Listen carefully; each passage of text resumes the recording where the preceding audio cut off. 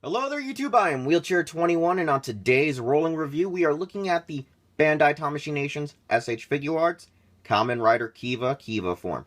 Now this is a Shinkocchou Seihou release that is a long-awaited release in general due to the fact that we've never had a regular Kiva figure art at all since the launch of the series in like '07, and Kiva didn't air until like 2008.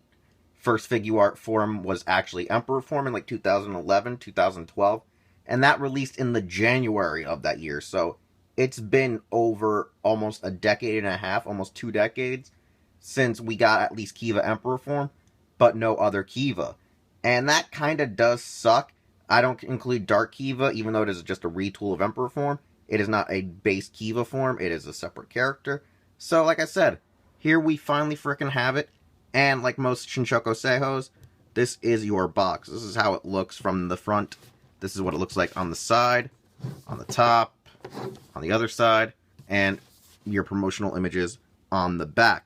Now, since this is releasing with Kamen Rider Kiva, it does come with your nice little Kiva Ride Watch Tamashii Effect Daiza stage, if I believe that's what they called it.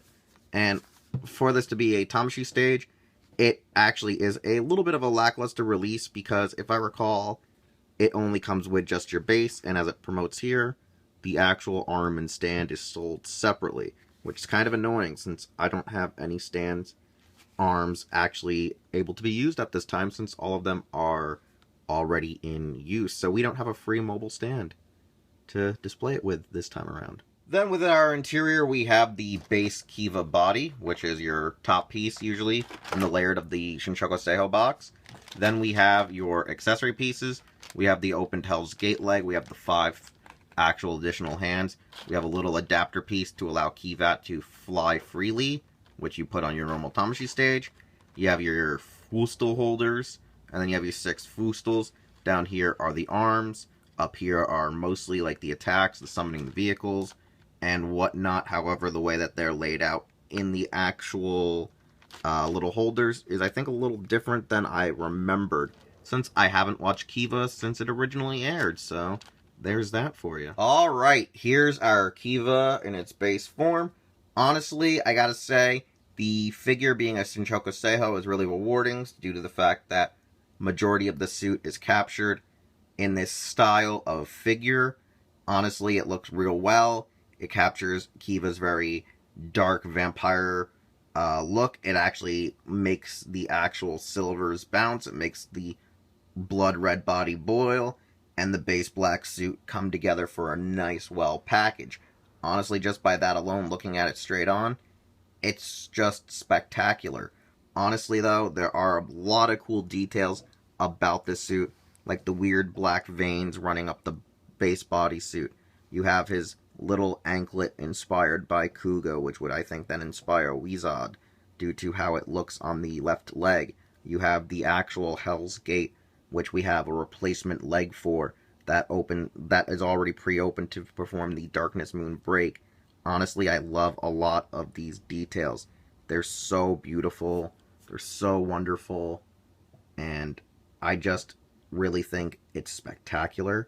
You also have the actual bottom here, which has like a little red dot to incorporate your finishing attack, and it's really nice. You also have this very, very loose Kiva belt. Like, this thing, for some abnormal reason, is a little floppy, is a little loose, and it just doesn't make really much sense as to why it's so loose. Maybe it's due to how you have to actually apply the actual foostel holders, which tend to pop on and off very easily, but sometimes they get in there real snug. You have your basic veiny red torso. You have a really immaculate engraved back piece, which also is a bit maneuverable due to it being on like ball joints, because you don't want the collar interfering with your neck articulation. And then the head, it's very, very spectacular. So let's get into our articulation. We have your typical leg articulation.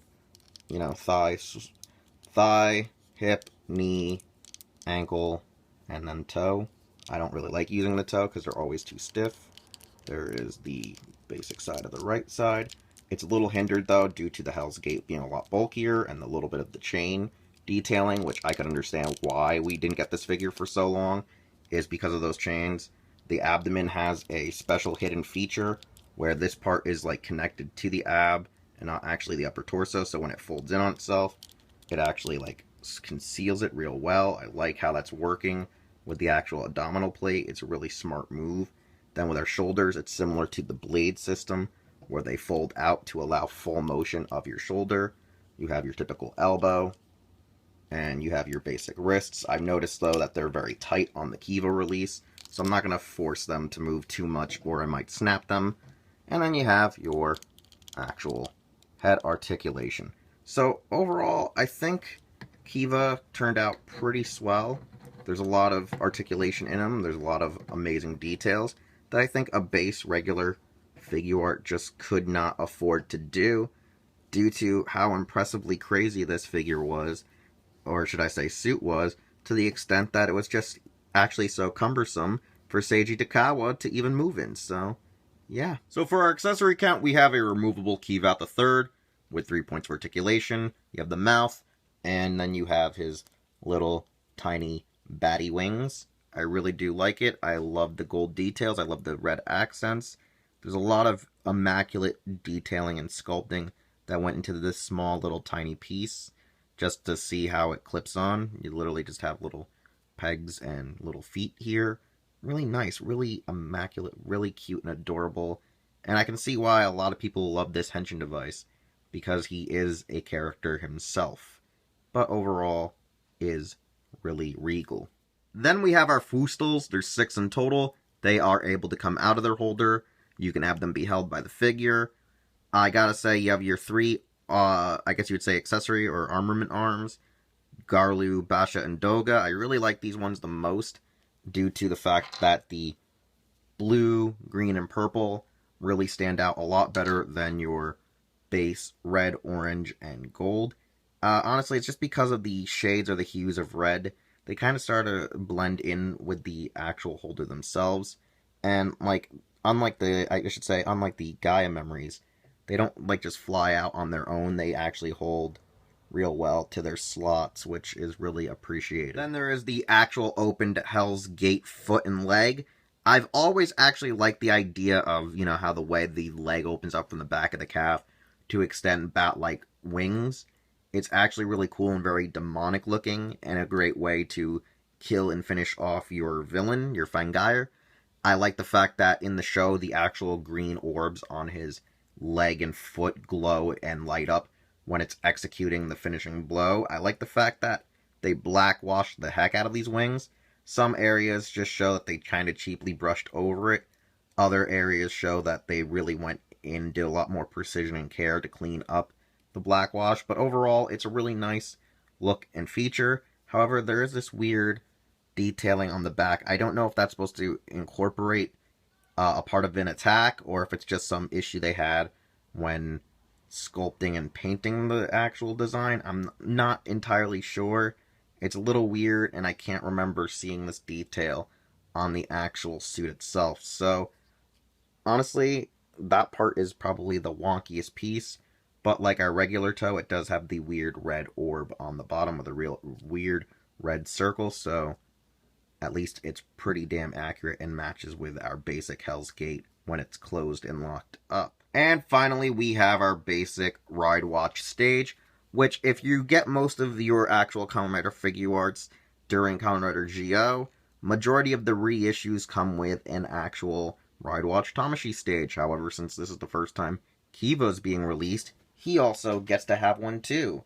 So, hey, now we have all of our frickin' riders with little Ride Watch stages. Just too bad it doesn't come with an arm in the set. You gotta have one separately and a free one available to plug in and be used with this nice little display stage. Alright, it's evaluation time, and for my final evaluation, Bandai Tamashii Nations S.H.Figuarts Shinkocchou Seihou Kamen Rider Kiva, Kiva form, is a long-awaited figure that actually practically delivers 100% across the board in regards to needing to have this figure to complete your 10 Heisei Riders or your 20 Heisei Riders in full.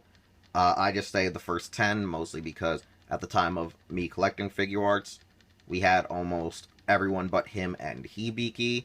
Then eventually, as we got down to, what was it, Drive slash, I want to say Ghost, we finally got Hibiki, and then it became all of a matter of when are we getting Kiva. So to finally get it is great. I think this figure could only be realized in the Shinkocchou Seihou line just because of all the details, like the black wash of the Hell's Gate when it's open for the Darkness Moon break, the actual levels of detail in his breastplates and chains. Like, there's just so much in this figure that, honestly, it's just incredible. A lot of people always assume that this would be chromed out like the original action figure, but since the suit itself wasn't really chrome, base silver does justice.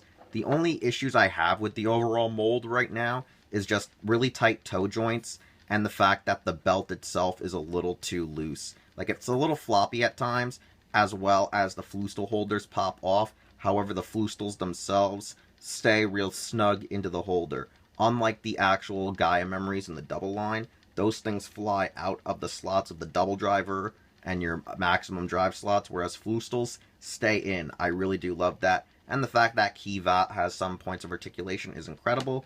And since this was released during Geo, you do get a Kamen Rider Geo Ride Watch Tamashii stage. So, honestly, for around $60 to $80, this figure is really worth it. However, right now it is a highly demanded figure. It's highly sought after. Most stores are sold out.